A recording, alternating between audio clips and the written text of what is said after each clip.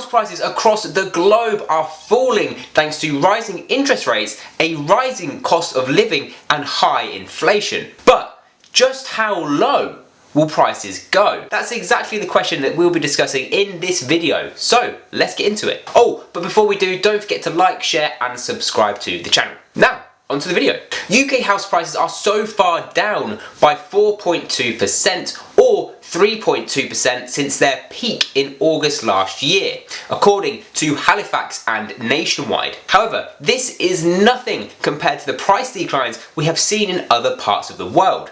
Take, for example, Stockholm. Prices are currently 20% off their peak. Toronto down 16%, and San Francisco have seen price declines of 15%. So in comparison, the UK market is actually holding up pretty well. But with the Bank of England raising interest rates to 4% and no signs of stopping there, are prices going to fall further? Well, to come to some kind of conclusion, we really need to take a look at the three main challenges facing the property market. Number one, interest rates. Number two, the cost of living crisis. And number three, inflation. So, starting with interest rates. 3 weeks ago, the Bank of England raised interest rates for the 10th time in a row, bringing rates to 4%. And it appears as though rates may be increased again, with the Bank of England policymaker saying interest rates will need to rise again to prevent inflation becoming a persistent problem in the UK. Now, in general, mortgage rates sit about 1% above the bank's base rate. So, with the bank base rate sitting at 4%, you're likely to see mortgage rates being quoted at 5% on average. At the end of 2021, mortgage rates were sitting at about 1.4%, and they climbed to a peak of 5.7% in November. But if the base rate continues to increase, we could see new peak interest rates. Okay, so interest rates are rising, but what's the problem with that? Well, the big problem with rising interest rates is its impact on buyer affordability. Properties that were affordable at 2% interest rates are no longer affordable at 3, 4, 5 and 6% interest rates. In short, higher mortgage rates mean buyers will be less able and willing to borrow money, reducing their budgets and putting a downward pressure on house prices. Moving on to the cost of living crisis. It started with energy prices and has spread, impacting everything from food to timber and building materials. And we have surveys reporting that 40% of people end the month with no money left, and 24% run out of money for essentials either most months or most days. The Office for National Statistics released figures showing that more than half of renters would not be able to afford an unexpected bill of £850. And we have Macmillan Cancer Support separately warning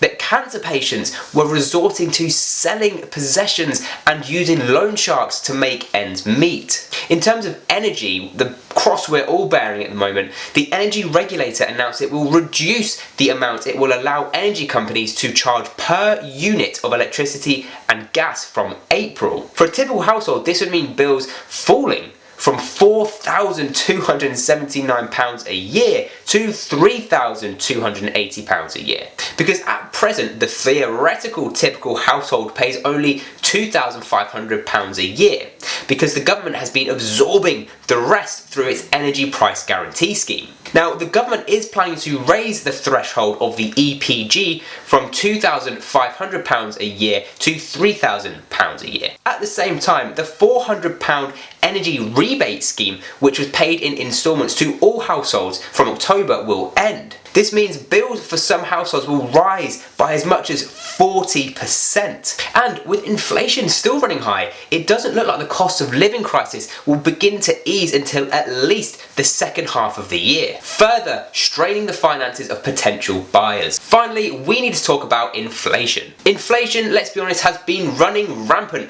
since the mass injection of stimulus, with the ONS reporting the Consumer Prices Index, including occupiers' housing costs, rose by 8.8% in the 12 months to January 2023, down from 9.2% in December 2022. This is the highest level of inflation since the 1980s. So where did all this inflation come from? Well, everywhere.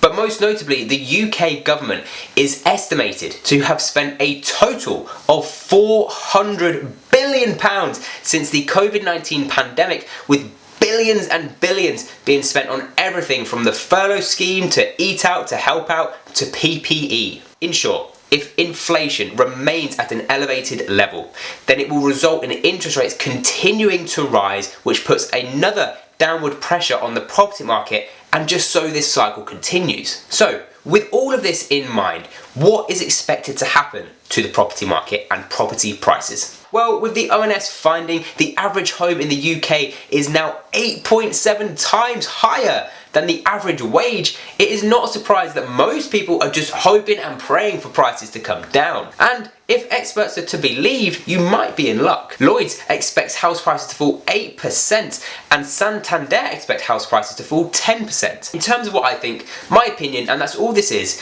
that house prices on average will come down by about 10 to 12% across the country on average, and that's if interest rates continue to rise incrementally as they are at the moment. If interest rates do end up reaching 6, 7, 8, 9, 10%, which is not the most likely scenario, then I do believe that house prices could fall by as much as 50%.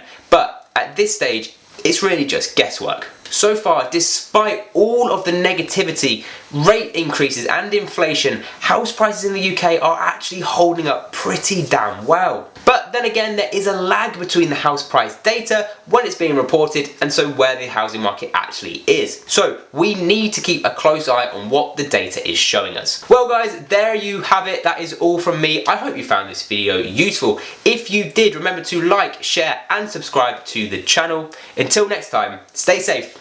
Bye.